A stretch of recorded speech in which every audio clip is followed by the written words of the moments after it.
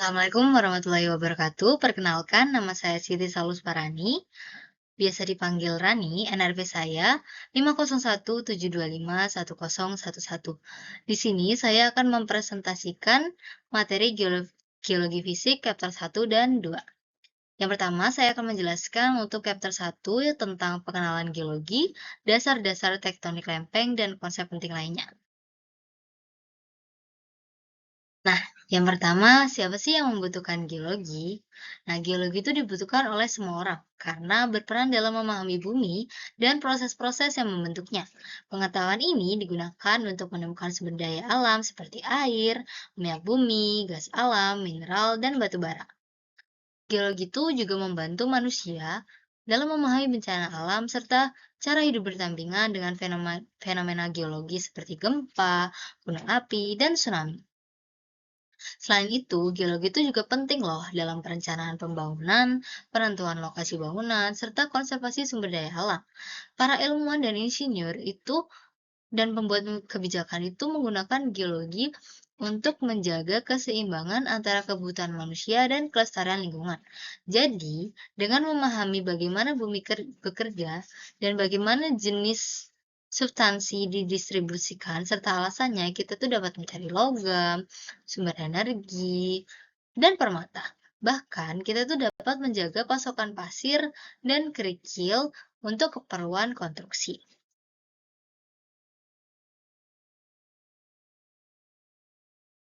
Nah, selanjutnya ada manfaat-manfaat mempelajari geologi.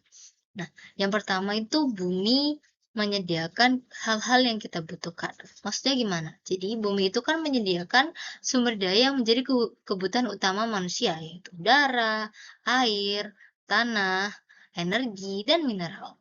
Nah, semua bahan yang digunakan dalam kehidupan sehari-hari itu disediakan oleh bumi. Jadi, kita itu seperti memiliki ketergantungan pada bumi, di mana bumi itu menyediakan sumber-sumber bahan serta sumber daya energi untuk mendukung keperluan yang kita butuhkan untuk bertahan hidup. Jadi setiap benda buatan manusia itu bergantung pada sumber daya bumi.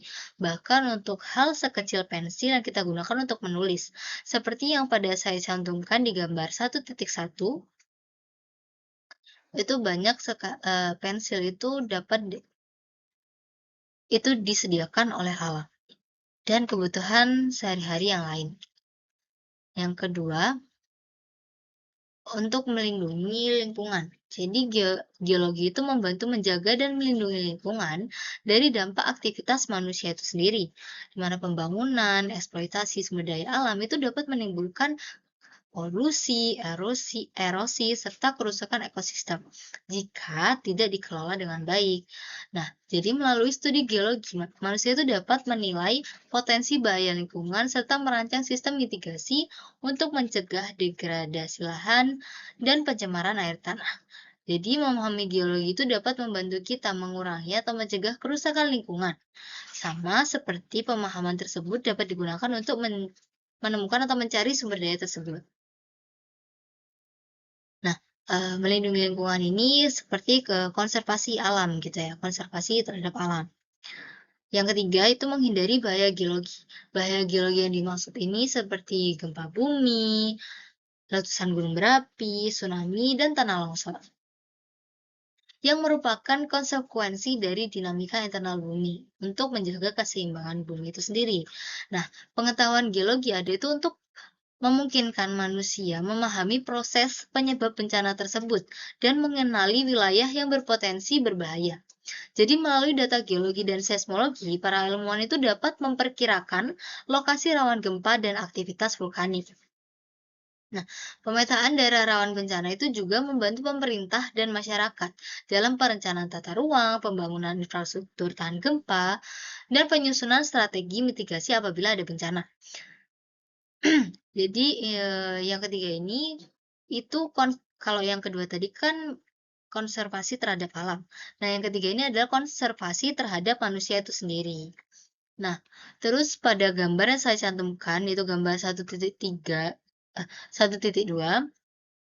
itu merupakan gempa bumi terbesar yang ada di bumi dalam 40 tahun terakhir yang terjadi di lepas pantai Indonesia Utara. Lalu yang terakhir, yaitu memahami lingkungan sekitar kita. Jadi, geologi itu selain fungsi manfaat-manfaat di atas tadi, itu membantu manusia itu memahami hubungan antara bentuk permukaan bumi, batuan penyusunnya, dan proses yang membentuknya. Jadi dengan mempelajari geologi, kita itu dapat mengetahui asal-usul sumber air, jenis tanah, serta potensi sumber daya yang ada di lingkungan sekitar kita, seperti migas ataupun geotermal gitu. Nah, pemahaman geologi itu juga memungkinkan kita dalam pengambilan keputusan yang lebih tepat dalam pembangunan ataupun pertanian, seperti dalam memilih lahan, seperti itu. Lanjut. Nah, selanjutnya kita masuk ke sistem bumi. Sistem bumi adalah bagian kecil dari tata surya kita yang lebih besar. Nah, sistem bumi ini memiliki komponennya yang dapat dianggap sebagai subsistemnya, yang disebut sebagai sistem-sistem bumi atau jamak. Nah, sistem ini atau stera adalah atmosfer, hidrosfer, dan biosfer dan geosfer. Nah, atmosfer sendiri itu merupakan gas-gas yang menyelimuti bumi, sedangkan hidrosfer itu adalah air di atau di dekat permukaan bumi. Nah, biosfer itu merupakan semua material hidup yang pernah hidup atau tinggal di bumi. Sedangkan geosfer itu adalah sistem bumi padat yang dimana batuan dan material anorganik lain di bumi yang membentuk bagian terbesar dari planet kita ini. Nah, keempat sistem bumi ini berinteraksi satu sama lain untuk menghasilkan salah satu contohnya adalah tanah, seperti yang kita temukan di ladang, kebun depan rumah, ataupun di hutan. Nah, tanah padat itu merupakan campuran materi organik yang terurai dan hancur serta batuan. Nah, material organik itu berasal dari tumbuhan-tumbuhan yang membusuk atau biosfer. Nah, geosfer itu menyumbangkan batuan yang telah hancur ketika terkena udara atau atmosfer dan air atau hidrosfer. Nah, berikutnya ada tinjauan geologi fisik, yaitu konsep-konsep pentingnya. Nah, bumi ini dapat divisualisasikan sebagai mesin raksasa yang digerakkan oleh dua mesin yang pertama adalah internal dan yang satu adalah eksternal. Nah, keduanya adalah mesin panas. Perangkat yang mengubah panas menjadi energi mekanik.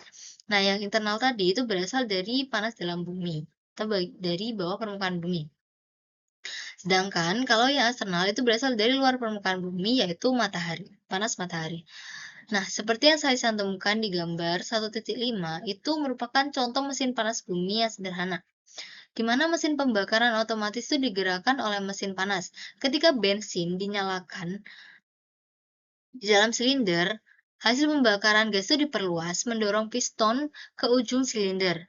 Nah, dengan cara ini energi panas gas yang memuai itu diubah menjadi energi mekanik. Piston yang kemudian dipindahkan ke roda, di mana energi itu digunakan untuk menggerakkan mobil. Itu jadi sesuai yang tadi itu energi panas menjadi energi mekanik. Nah, selanjutnya adalah proses internal. Jadi bagaimana mesin panas internal bumi bekerja seperti yang saya jelaskan tadi, untuk yang internal itu berasal dari panas dalam bumi. Nah, jadi mesin panas internal bumi itu berfungsi karena material panas dan mengapung yang berada jauh dalam bumi itu bergerak perlahan ke atas menuju permukaan yang dingin. Sementara material dingin dan lebih padat itu bergerak ke bawah.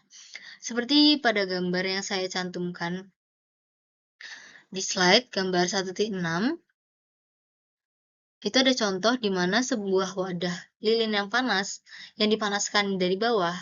Nah, saat lilin di atas api itu menjadi lebih panas, mengembang, itu menjadi kurang padat, yang artinya volume tertentu dari material tersebut akan berberat lebih ringan dan ia akan naik gitu. Sedangkan lilin di bagian atas wadah itu kehilangan panas ke udara, mendingin, mengerut, menjadi lebih padat dan tenggelam. Nah, proses ini tuh yang terjadi di dalam bumi atau proses internal tadi. Jadi, batu yang berada di dalam bumi itu sangat panas bergerak perlahan ke atas ke arah permukaan. Sementara batu yang telah mendingin di atas tadi, yang di dekat permukaan itu menjadi lebih padat dan tenggelam ke bawah.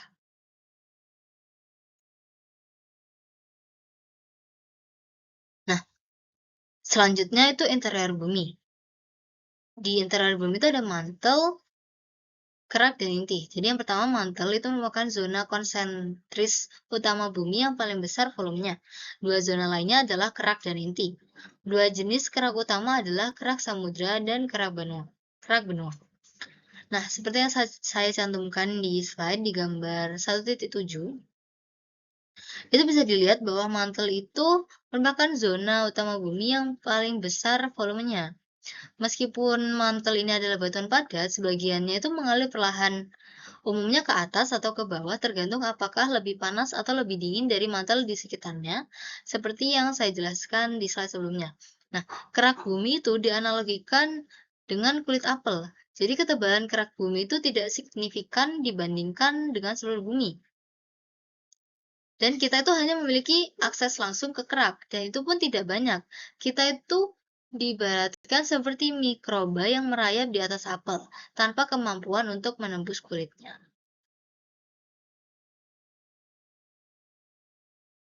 Oke, selanjutnya yaitu teori tektonik lempeng. Nah, tektonik lempeng ini menganggap litosfer terpecah menjadi lempeng-lempeng yang bergerak. Sebagian besar yang kita amati dalam catatan batuan itu dapat dijelaskan oleh jenis gerakan yang terjadi di sepanjang batas lempeng. Batas lempeng sendiri diklasifikasikan menjadi 3, berdasarkan jenis gerakan yang terjadi di antara lempeng-lempeng yang berdekatan. Setelah slide ini akan saya jelaskan. Tapi di sini pada gambar 1.8 menunjukkan lempeng-lempeng tersebut yang sangat mirip dengan cangkang retak pada telur rebus.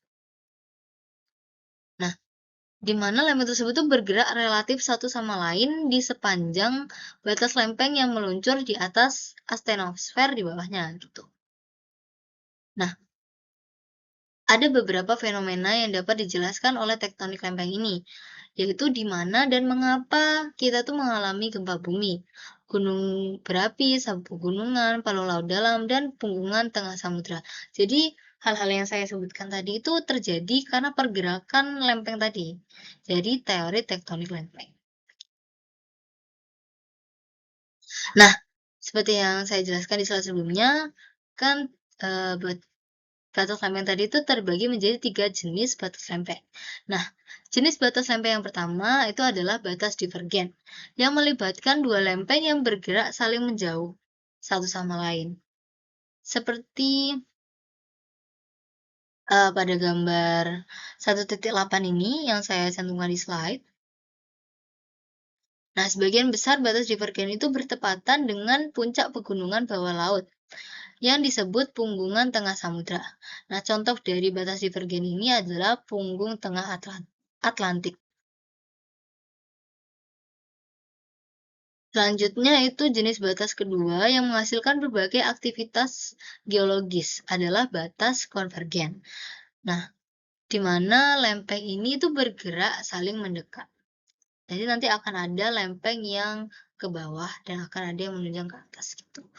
Nah, batas konvergen ini dibagi lagi berdasarkan karakteristik lempeng yang terlibat yang akan saya jelaskan di slide selanjutnya.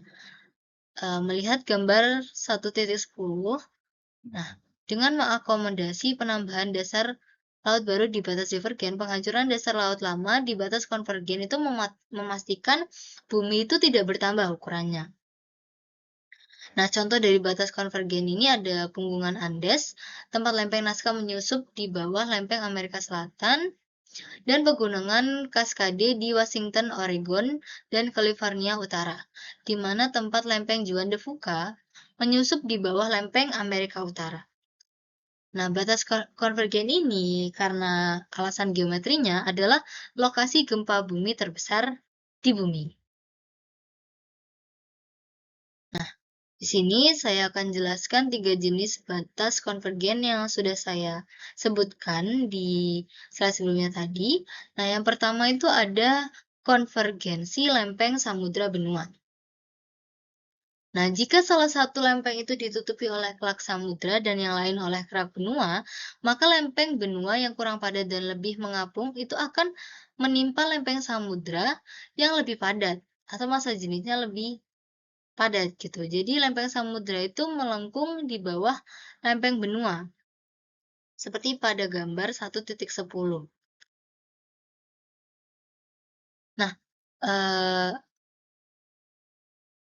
lempeng samudra yang melengkung di bawah lempeng benua tadi itu kan tenggelam di sepanjang zona subduksi, yaitu zona di mana lempeng samudra itu turun ke dalam mantel di bawah lempeng yang menimpanya.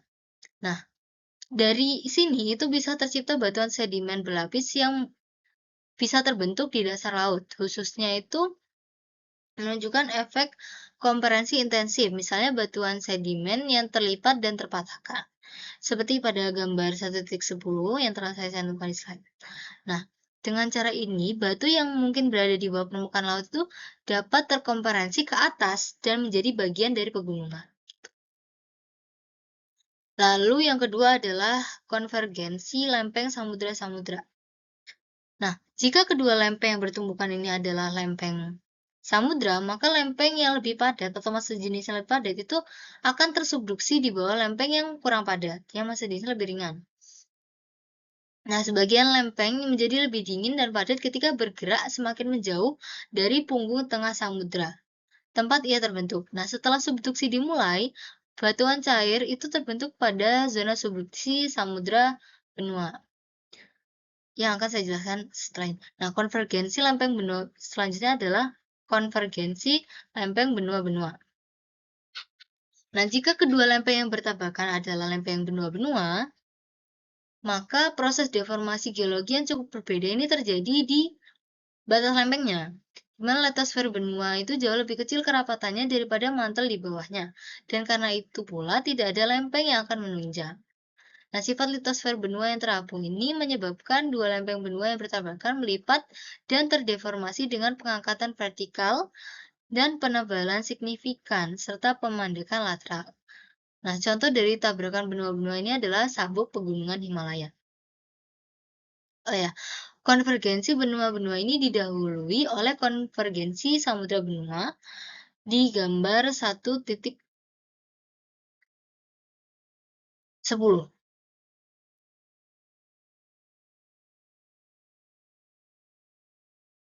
Nah, selanjutnya jenis batas yang ketiga adalah batas transform, yang terjadi ketika dua lempeng ini bergeser secara horizontal melewati satu sama lain, tidak saling mendekat maupun menjauh.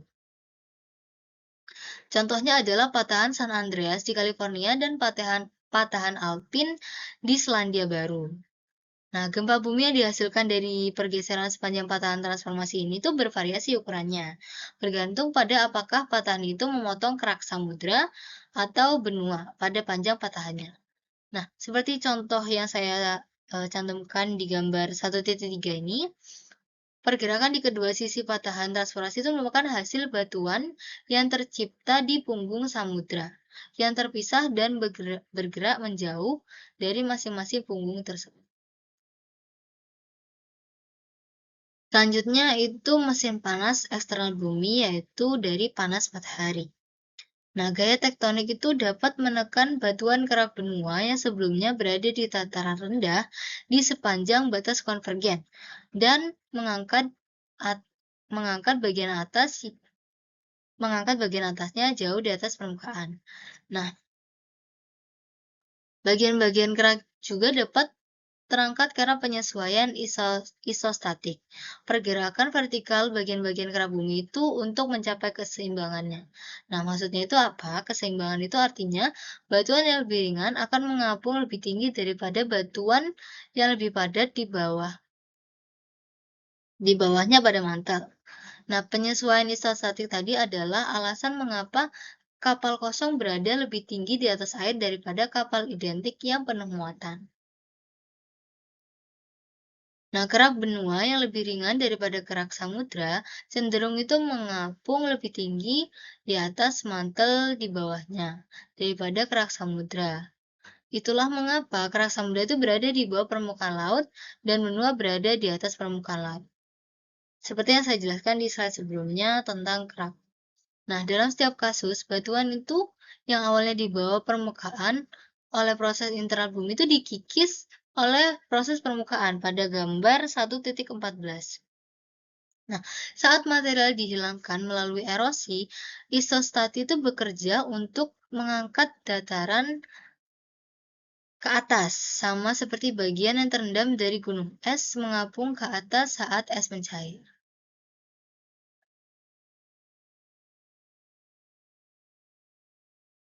Nah, yang terakhir di chapter 1 ini ada waktu geologi. Geologi itu melibatkan jumlah waktu yang lebih besar, sering disebut sebagai waktu yang sangat lama. Sebagian besar proses geologis bagaimanapun berlangsung lambat, namun tak henti-henti, mencerminkan laju kerja mesin panas. Nah, di sini kan saya mencantumkan tabel 1.2.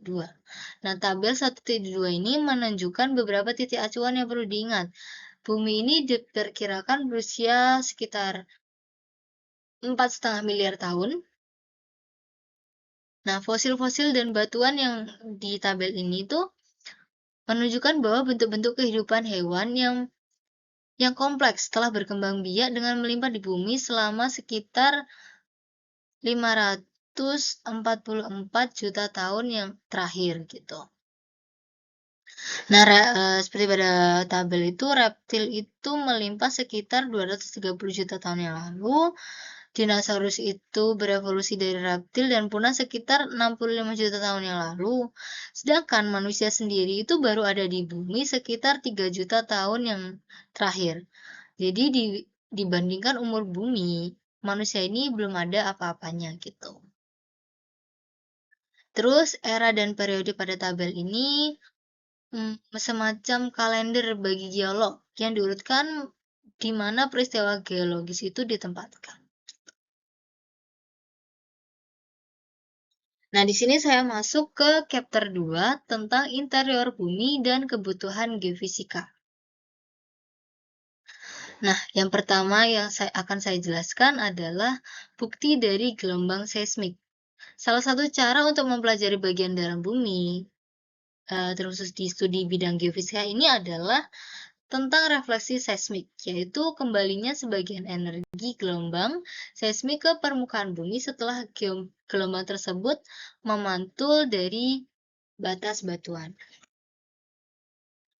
Nah, seperti pada gambar 2.1 ini, ketika dua lapisan batuan dengan kepadatan yang berbeda dipisahkan oleh batas yang cukup tajam, gelombang seismik akan memantul dari batas tersebut, sama seperti cahaya itu memantul dari cermin. Nah, gelombang yang dipantulkan ini terekam pada seismograf, yang menunjukkan waktu yang dibutuhkan gelombang untuk mencapai batas, memantul darinya, dan kembali ke permukaan. Dari waktu yang diperlukan untuk berjalan bola-balik, nah kita tuh dapat menghitung kedalaman batasnya. Nah, terus metode lain yang digunakan untuk menentukan batas batuan itu adalah refraksi seismik. Kalau tadi kan refleksi seismik. Nah, refraksi seismik itu pembelokan gelombang seismik saat melewati batas antara dua material yang mirip dengan cara gelombang cahaya itu membelok saat melewati lensa kacamata, seperti pada gambar 2.2. Saat gelombang seismik menabrak batuan, sebagian besar energi gelombang itu melewati batas tersebut. Jadi saat gelombang berpindah dari satu lapisan batuan ke lapisan lainnya, arahnya itu berubah. Atau refraksi tadi. Nah, ini masih bukti dari gelombang seismik tadi. Seperti pada gambar 2.3 ini, stasiun seismografi 1 menerima gelombang seismik yang melewati langsung melalui lapisan atas atau yang A. Terus stasiun yang lebih jauh dari pusat gempa seperti stasiun 2 menerima gelombang seismik melalui dua jalur. Yang pertama jalur langsung menuju lapisan A, dan yang kedua jalur refraksi melalui lapisan A ke lapisan berkecepatan lebih tinggi, yaitu B, dan kembali lagi ke lapisan A stasiun 2. Nah, oleh karena itu menerima gelombang yang sama sebanyak 2 kali.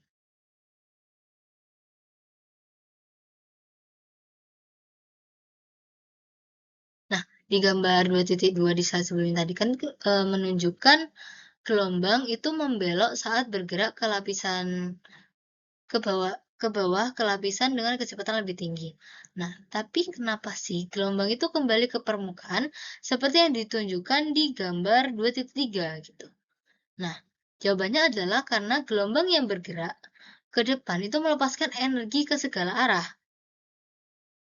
Sebagian besar energi ini terus bergerak secara horizontal di dalam lapisan B, seperti pada gambar 2.3. Nah, energi ini melewati stasiun 2 dan keluar dari gambar ke arah kanan. Sebagian energi kecilnya itu merembes ke lapisan A, seperti yang ditunjukkan di jalur pada gambar. Nah, gelombang itu mengikuti jalur melengkung melalui lapisan tersebut, seperti yang ditunjukkan pada gambar 2.4. Untuk memahami alasan mengapa jalurnya itu melengkung, itu bayangkan lapisan batuan tebal sebagai tumpukan lapisan sangat tipis, di mana masing-masing dengan kecepatan sedikit lebih tinggi daripada lapisan di atasnya. Nah, jalur melengkung itu terjadi akibat perubahan kecil arah saat gelombang itu melewati banyak lapisan. Nah, selanjutnya ada struktur dalam bumi. Penelitian tentang refraksi seismik dan refleksi seismik yang saya jelaskan di slide sebelumnya, itu memungkinkan para ilmuwan untuk menggambarkan 3 zona utama dalam bumi. Yang pertama, pada gambar 2.5 ini ada kerak lapisan luar batuan yang bentuk lapisan tipis di permukaan bumi. Nah, di bawah kerak itu terdapat mantel yang merupakan lapisan tebal batuan seperti yang saya jelaskan di chapter 1 tadi. Nah, lapisan tebal batuan ini memisahkan kerak di atas dari inti di bawah. Jadi, inti adalah zona pusat bumi, seperti pada gambar. Nah, inti bumi ini kemungkinan besar terbuat dari logam dan merupakan sumber medan magnet bumi.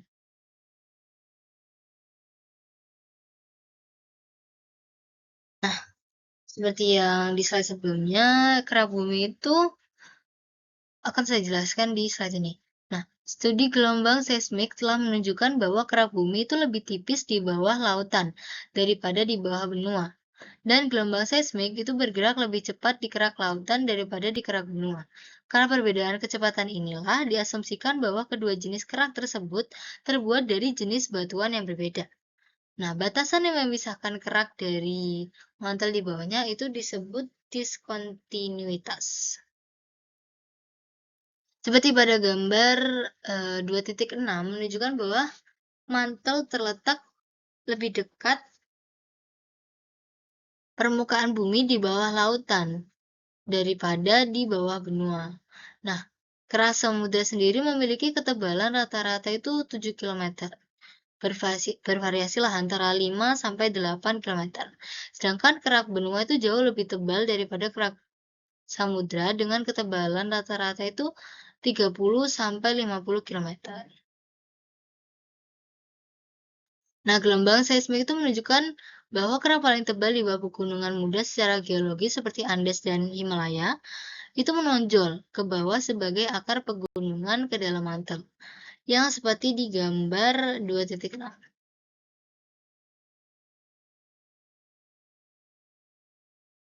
Nah, berikutnya ada mantel bumi.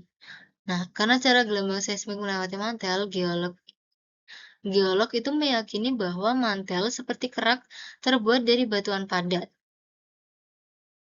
Magma lokal yang terdiri dari batuan cair mungkin terdapat sebagai kantong-kantong terisolasi cairan baik di kerak maupun mantel atas. Tetapi sebagian besar mantel itu padat gitu. Nah, kerak dan mantel teratas bersama-sama itu membentuk litosfer, yaitu lapisan luar bumi yang relatif kuat dan rapuh. Nah, litosfer sendiri itu membentuk lempeng-lempeng dalam teori tektonik lempeng tadi.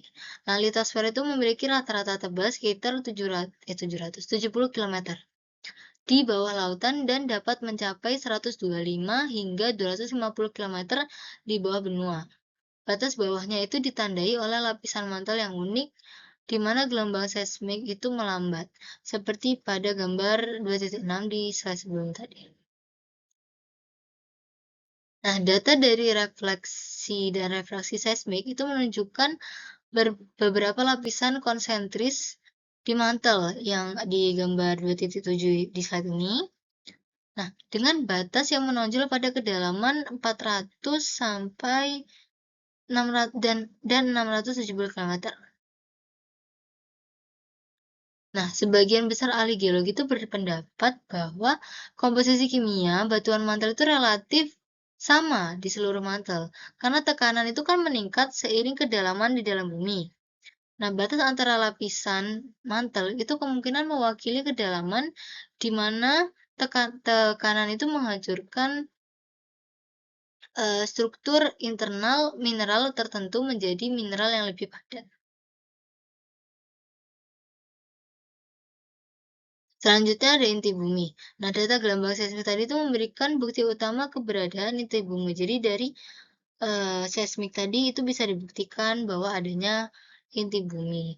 Nah, gelombang seismik itu tidak mencapai area tertentu di sisi belawan bumi dari gempa bumi besar.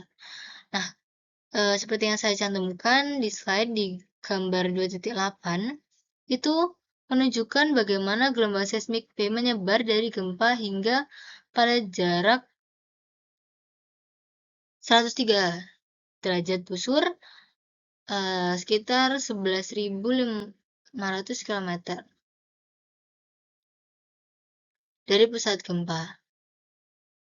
Lalu pada gambar 2.8 ini, inti bumi itu membelokkan gelombang P, dan pada dasarnya itu menimbulkan bayangan di mana energinya itu tidak mencapai permukaan. Dengan kata lain, gelombang P tidak ada di zona bayangan karena telah dibelokkan atau dibiaskan oleh inti bumi. Seperti pada gambar 2.8. Lalu pada gambar 2.9, zona bayangan gelombang S juga ada dan lebih besar dari zona bayangan gelombang P. Nah, gelombang S ini langsung tidak tercatat di seluruh wilayah yang berjarak lebih dari 103 derajat dari pusat gempa. Nah, zona bayangan gelombang S itu tampaknya menunjukkan bahwa gelombang S sama sekali tidak merambat melalui inti. Jika ini benar, berarti inti bumi itu adalah cairan atau setidaknya berperilaku seperti cairan. Jadi dibuktikan melalui gelombang P dan gelombang S dari data gelombang seismik untuk membuktikan inti bumi. Tuh. Berikutnya ada komposisi dari inti bumi. Nah, ketika bukti dari studi astronomi atau ilmu yang mempelajari alam semesta dan gelombang seismik itu digabungkan dengan apa yang kita ketahui tentang sifat-sifat material, tampaknya inti bumi itu terbuat dari logam, bukan batuan silikat, dan bahwa logam ini kemungkinan besar adalah besi.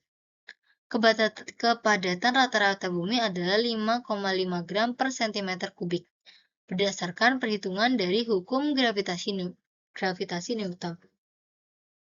Nah, jika kerak dan mantel yang memiliki sekitar 85% volume bumi itu berada pada atau di bawah kepadatan rata-rata bumi, maka inti bumi itu harus sangat berat untuk menaikkan rata-rata menjadi 5,5 gram per cm kubik. Nah, perhitungan ini menunjukkan bahwa inti harus memiliki kepadatan sekitar 10 gram per cm kubik di batas inti mantel.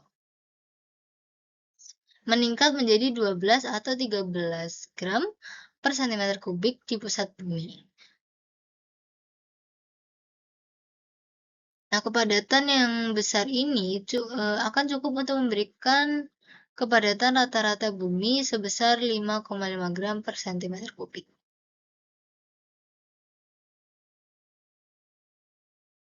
Selanjutnya ada batas inti mantel. Nah, antara inti dan mantel itu ditandai oleh perubahan besar dalam kecepatan seismik, kepadatan, dan suhu. Berdasarkan studi tomografi seismik, bagian berat mantel termasuk lempeng yang tersubduksi itu tenggelam ke dasarnya tetapi tidak dapat menembus inti yang lebih padat. Bagian-bagian ringan dari inti bumi mungkin naik ke puncak dan dapat bergabung dengan mantel di atasnya. Nah, terdapat zona transisi itu setebal 200 km yang dikenal sebagai lapisan D. Di dasar mantel terdapat kecepatan gelombang P itu menurun drastis. Nah, zona kecepatan yang sangat rendah itu seperti pada contoh gambar 2.10 yang membentuk batas bergelombang di perbatasan inti mantel. Itu mungkin disebabkan oleh inti panas yang sebagiannya meleleh gitu. Nah, batuan mantel di atasnya atau oleh sebagian inti luar cair yang bereaksi secara kimia dengan mantel di sekitarnya. Nah, berikutnya ada isotasi. Isotasi itu adalah keseimbangan atau equilibrium blok-blok litosfer rapuh yang berdekatan yang mengambang di atas asthenosfer.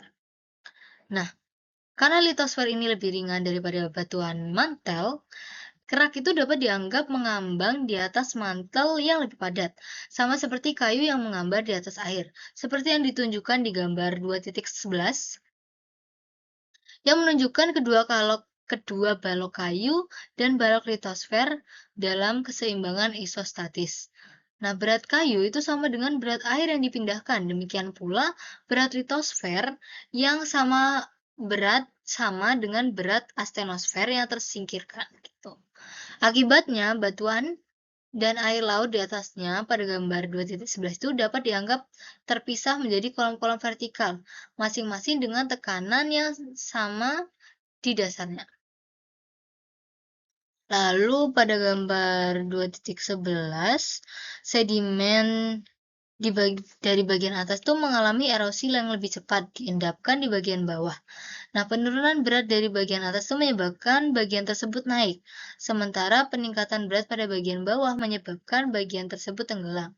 Gerakan vertikal ini memang terjadi setiap kali sejumlah besar material tererosi dari atau terdeposit pada bagian kerak. Nah, contoh lain dari penyesuaian isostatik ini disebabkan oleh aliran mantel yang lentur, di mana pergerakan ke atas dari area-area litosfer kerak sejak zaman es. Berat lapisan es kontinental ini selama kala Pleistosen menekan litosfer di bawah es, seperti pada gambar 2.13.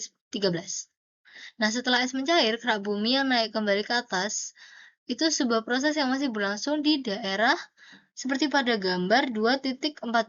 Nah, kenaikan litosfer kerak bumi ini setelah es mencair itu dikenal sebagai pemulihan kerak bumi. Berikutnya ada pengukuran gravitasi. Nah, menurut hukum gravitasi Newton, gaya gravitasi antara dua benda itu bergantung pada massa kedua benda dan jarak di antaranya. Seperti pada gambar yang saya cantumkan di gambar 2.15. Gaya gravitasi itu sama dengan gaya gravitasi antara A dan B itu sama dengan konstan massa A dikali massa B dibagi jarak kuadrat. Nah, salah satu penggunaan alat ukur gravitasi adalah untuk mengeksplorasi variasi lokal dalam kepadatan batuan, di mana massa itu sama dengan kepadatan dikali volume. Nah, batuan padat seperti biji logam dan batuan ultramafik itu menarik dengan kuat massa di dalam meter, seperti pada gambar 2.16. Tarikan kuat tersebut meregangkan pegas dan besarnya itu dapat ditentukan dengan sangat tepat. Jadi, alat ukur untuk gravitasi ini dapat digunakan untuk mengeksplorasi endapan biji logam, rongga atau massa material berdensitas atau berkepadatan rendah seperti sedimen itu menyebabkan tarikan yang jauh lebih lemah daripada massa alat ukur.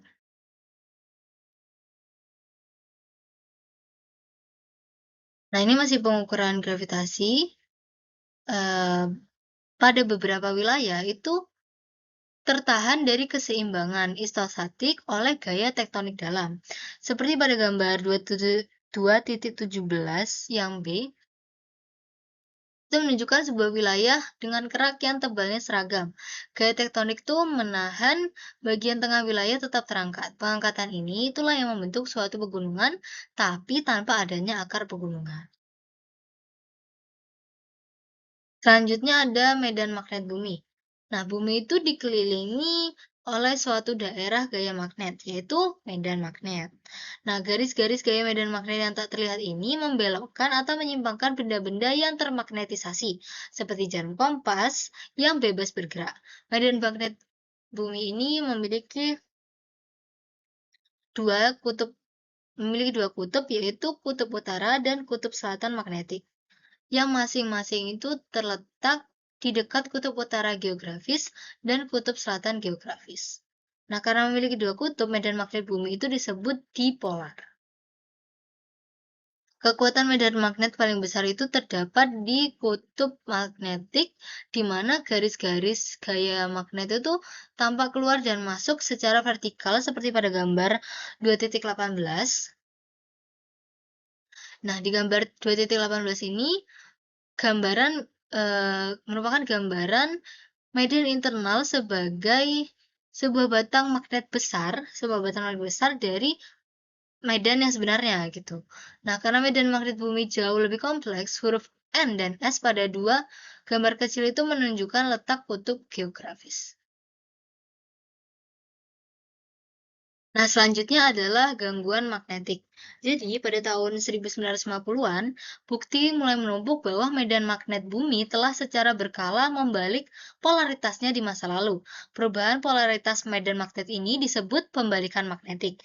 Nah, studi tentang medan magnet kuno itu disebut paleomagnetisme. Eh, saat lava mendingin perlahan di bawah titik Curie 580 derajat untuk magnetit. Nah, catatan magnetik ini terperangkap secara permanen dalam batuan di gambar 2.19 yang A. Nah, kecuali batuan itu dipanaskan kembali di atas suhu titik Curie, catatan magnetik ini tetap terjaga dan ketika diteliti mengungkapkan arah medan magnet bumi pada saat lava mendingin. Nah, jenis batuan lain termasuk batuan sedimen yang berwarna merah karena senyawa besi juga mencatat arah medan magnetik masa lalu. Studi paleomagnetik itu terhadap serangkaian aliran lava yang bertumpukan sering menunjukkan bahwa beberapa aliran lava itu memiliki orientasi magnetik yang berlawanan langsung dengan orientasi bumi saat ini, yaitu gambar 2.19 yang B. Nah, yang artinya, pada saat aliran lava ini mendingin, kutub magnetik telah bertukar posisi. Selama periode pembalikan magnetik ini, jarum kompas itu akan menunjuk ke selatan dan ke utara. Karena aliran lava dapat ditentukan usianya itu secara isostatik, waktu pembalikan magnetik di masa lalu bumi itu juga dapat ditentukan. Meskipun pembalikan tampaknya terjadi secara acak seperti pada gambar 2.20, catatan selama puluhan juta tahun itu menunjukkan bahwa medan magnet bumi berbalik rata-rata sekali setiap 500.000 tahun. Nah, orientasi normal saat ini telah berlangsung selama 700.000 tahun terakhir. Berikutnya ada anomali magnetik. Nah, ada magnetometer adalah alat yang digunakan untuk mengukur kekuatan medan magnet bumi. Kekuatan medan magnet bumi ini bervariasi dari satu tempat ke tempat lain.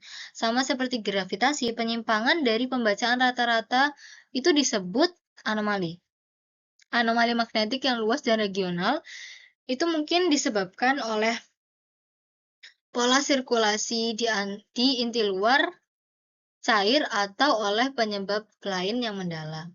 Nah, anomali magnetik ini yang positif itu adalah pembacaan kekuatan medan magnet yang lebih tinggi dari rata-rata regional seperti pada gambar 2.21 yang menunjukkan 3 situasi geologis yang dapat menyebabkan anomali magnetik positif. Pada gambar 2.21 yang A, itu endapan biji magnetit atau biji besi yang sangat magnetit telah terendapkan dalam lapisan kapur oleh larutan panas yang naik melalui retakan. Terus yang B itu, gabronya besar telah menembus batuan dasar granit. Karena gabro mengandung lebih banyak mineral ferromagnesian daripada granit, gabro itu lebih magnetik dan menyebabkan anomali magnetik positif. Terus yang C itu menunjukkan bukti dasar granit yang mungkin awalnya adalah sebuah bukit yang telah mempengaruhi endapan sedimen. Kemudian menyebabkan lapisan-lapisan terlihat karena sedimen di puncak bukit lebih sedikit terkompresi dibandingkan sedimen tebal di sisi-sisinya. Terus pada gambar 2.2 itu menunjukkan bagaimana anomali negatif dapat dihasilkan oleh blok patahan yang turun atau graben di batuan basalt. Nah, endapan sedimen tebal di atas graben itu memiliki magnetisme yang lebih rendah daripada batuan basalt, sehingga medan magnet yang lebih lemah atau anomali negatif negatif itu terbentuk di atas endapan sedimen tebal. Nah, berikutnya ada panas di dalam bumi, gradien geothermal. Nah, peningkatan panas seiring bertambahnya kedalaman bumi itu disebut sebagai gradien geothermal. Gradien geothermal ini dapat diukur melalui sumur yang terbengkalai atau di permukaan laut dengan menggunakan alat yang didesain khusus untuk dimasukkan ke dalam lumpur. Nah, ini tuh digunakan untuk mencari sumber geothermal untuk sumber daya energi kita yang terbarukan, panas bumi, yaitu panas bumi. Geothermal itu adalah panas bumi. Nah, bukti seismik itu tampaknya menunjukkan bahwa mantel yang bersifat padat, bukan cair, sehingga gradien geotermal itu akan menurun hingga serendah 1 derajat Celcius pada per kilometer di dalam mantel seperti pada gambar 2.23 yang A.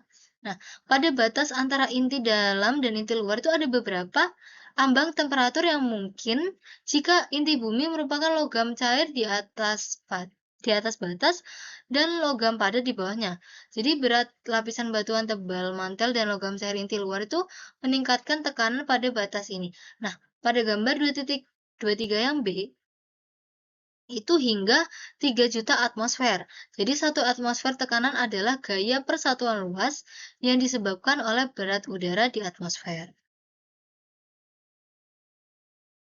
Oke, yang terakhir ada heat flow. Sejumlah kecil tetapi dapat diukur dari panas interior bumi itu hilang secara bertahap melalui permukaan. Nah, kehilangan panas secara bertahap melalui permukaan bumi ini disebut aliran panas atau heat flow. Nah, panas itu bisa merupakan panas asal dari waktu bumi terbentuk, yaitu jika bumi terbentuk sebagai massa planetesimal yang menyatu dan menekan material bagian dalam, atau panas tersebut bisa menjadi hasil sampingan dari peluruhan isotop radioaktif di dalam bumi.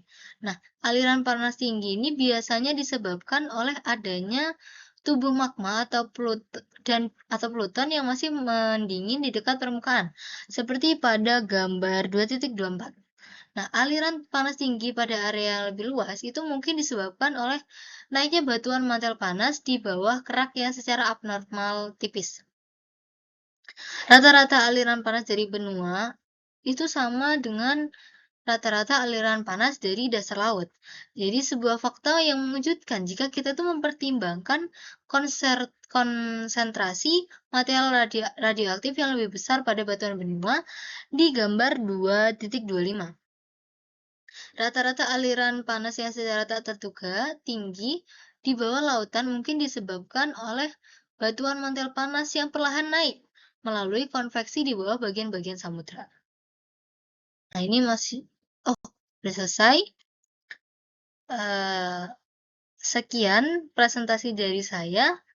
Terima kasih. Wassalamualaikum warahmatullahi wabarakatuh. Mohon maaf apabila ada salah.